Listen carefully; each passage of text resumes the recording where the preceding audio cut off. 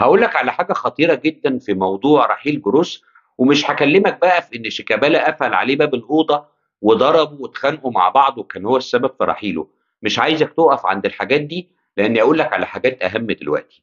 هي إيه؟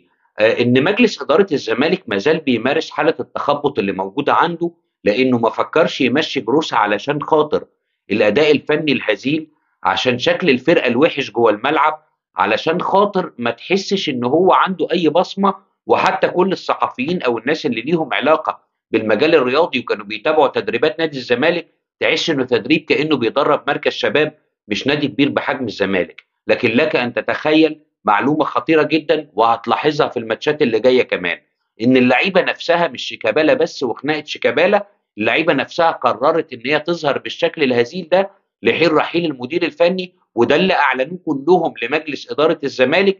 وهاثبت لك صدق كلامي ده، إنك تابع أداء الزمالك الفترة اللي جاية، هتلاقيه مختلف تمامًا عن الفترة اللي كان بجروس، عشان تعرف قد إيه إن اللعيبة كانت يعني زهقانة من المدير الفني، وكانت حابة إن هو يمشي. عشان كده كانوا بيعاقبوا مين بقى؟ ما بيعاقبوش جروس، ده بيعاقبوا جمهور نادي الزمالك عشان يظهروا بالشكل السيء. وبالمناسبة أنا ضد ده على فكرة، لإن ما ينفعش يبقى في مؤامرات تحصل من لعيبة ضد مديرهم الفني.